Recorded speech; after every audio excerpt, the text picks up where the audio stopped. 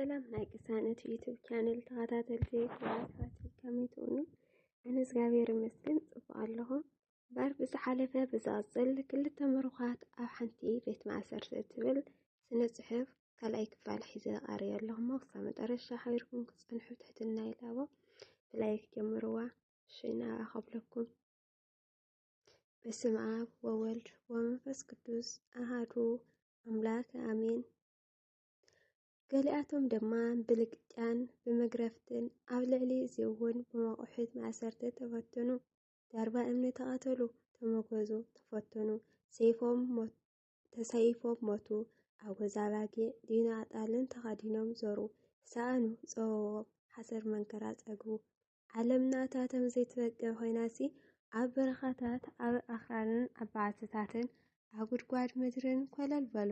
ዕብራውያን ምዕራፍ 11:32-38 ስለዚ ወገናተይ እዞም ኩሎም መንፈሳውያን ምሩኻት ምስ ኣጽዋሮም ከለዉ ናብ እግዚአብሔር ኢዶም ዝሃቡ እዮም።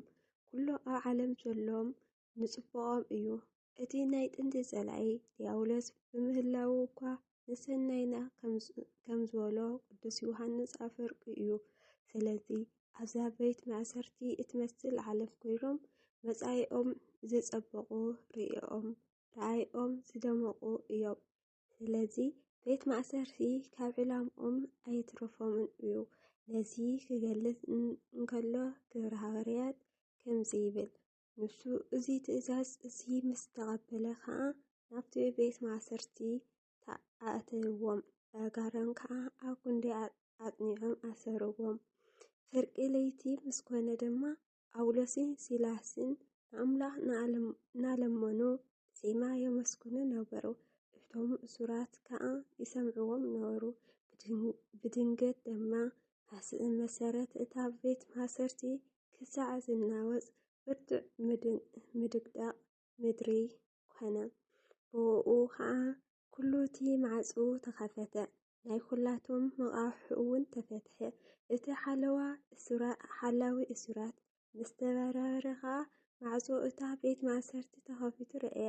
እቶም እሱራት ዝመልኡ መሲልዎ ድማ ሰይፍ መሊሑ ርእሱ ከቐትል ደለየ። ጳውሎስ ግና ኩላትና ኣብዚ ኣለና እሞ ኣብ ርእስኻ እከይ ኣይትግበር እናበለ ዓው ኢሉ ጨደረ። ንሱ ድማ መብራህቲ ሃቡኒ ኢሉ እናጐየ ኣተወ። ራዕራዕ እናበለን ንጳውሎስን ንሲላስን ሰገደሎም።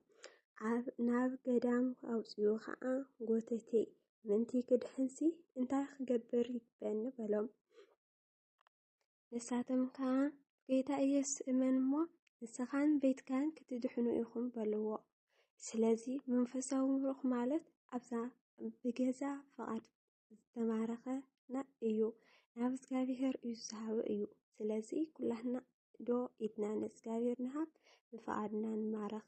መንፈሳዊ ምሩኽ ካብዚ ቀፂልና ዓለማዊ ምሩኽ ኢና ንርኢ።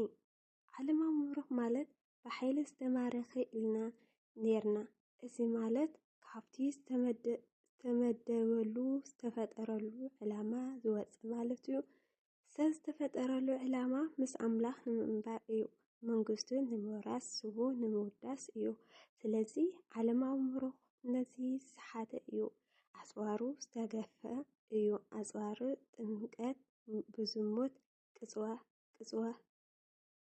ቅጽዋር ፍቕሪ ብጽልኢ፣ ኣጽዋረ ትሕትና ብትዕቢት፣ ኮታ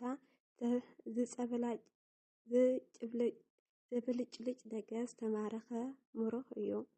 ስለዚ እዋ ምሩኽ እዩ። እቲ ቀዳማይ ናይ ኃጢአት ምሩኽ ዲያብሎስ እዩ። ንብሱ ትሕትና ረጊጹ ብትዕቢት ዝነብር እዩ። ኣምላኽ ምዃን ዝተመነየ ንገዛ ርእሱ ኣስሒቱ ብዙሓት ወገናት እውን ሰዓብቲ ገይሩ ንሱ ብምዃዱ ጽድፊ ብሓይሊ ትምኒት ኣላዒሉ ግን ዘጽጽፎም ቁጽሪ የብሎምን። ብዙሓት ብሓይሊ ትምኒት ዝማረኹ እዮም።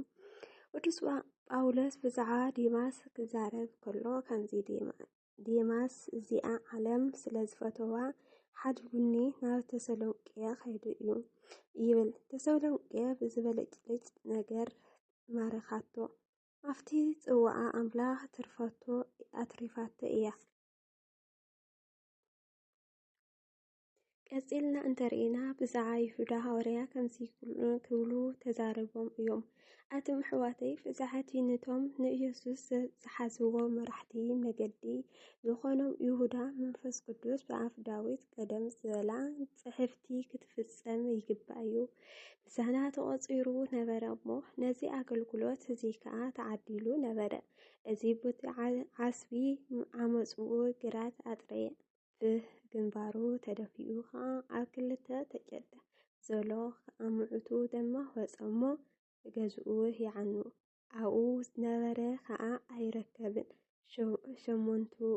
ሽሞቱ እውን ካልእ ይወስዳ ዝብል ኣብ መጽሓፍ መዝሙር ጽሑፍ እዩ እሞ እዙይ እታ ግራት እቲኣ ብዘረብኦም ኣከልድማ ማለት ግራት ደም ክሳዕ ትበሃል ኣብ ኢየሩሳሌም ዝነበሩ ኩላቶም ዝተፈለጠ ግብረ ሐዋርያት ምዕራፍ 1 ፍቅዲ 16-20 ስለዚ እቶም ዓለማውያን ምሩኻን እውን ከምዚ እዮም።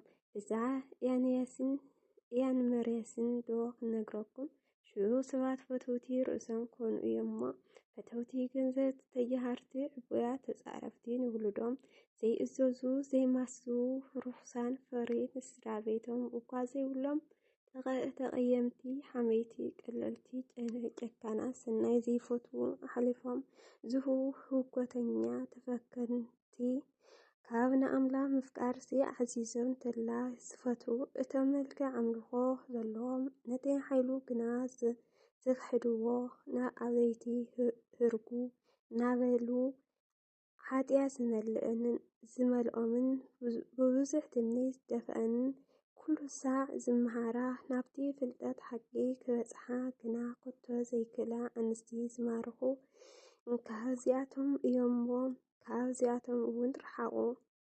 ከምቲ ያኔስን ያብሬስን ንሙሴ ተቃወምዎ እቶም ኣእምሮኦም ዝጠፍአ ብእምነት ዘይተፈተኑ ሰባት ድማ ከምኡ ነታ ሓቂ ይቃወምዋ ኣለዉ።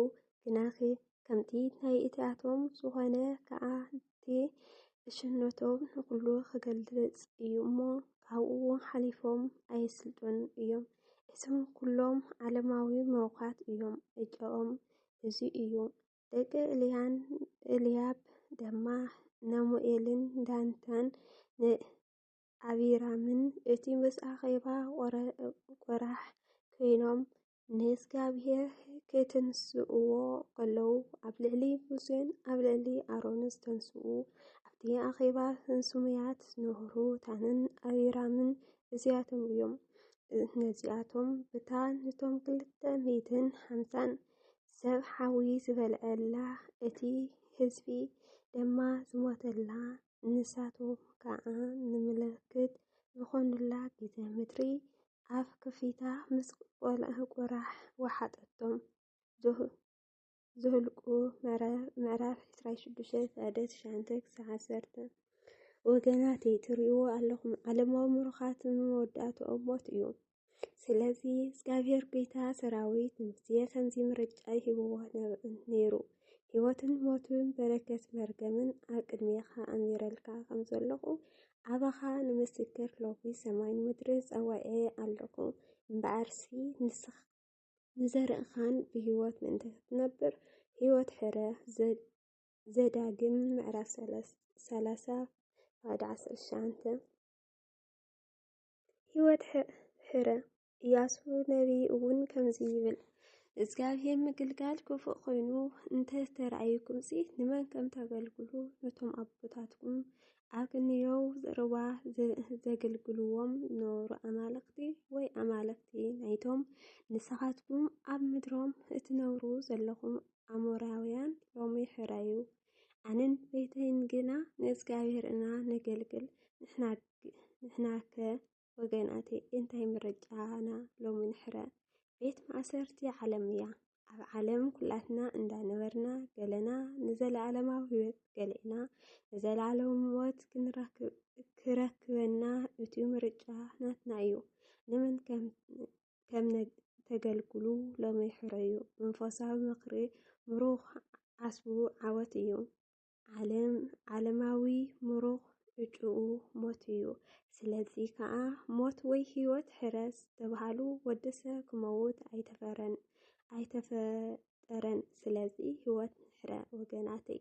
ህይወት ማለት ንዓይ ክርስቶስ እዩ ከንዝበሎ ቅዱስ ጳውሎስ ህይወት ንሕረ ካባኻ እሞ ናበይ ክኸድ ንስኻ ናይ ዘለዓለም ህይወት ቃል ኣለካ ይብል ብናቱ ጴጥሮስ ፍቁር። ስለዚ ህይወት ንሕረ ክብሪ ምስግና ንዓኻ ይኹን ጎይታና። አሜን አሜን። ስለ ቃሉ እግዚአብሔር አምላክና ዝተመስገነ ይኹን።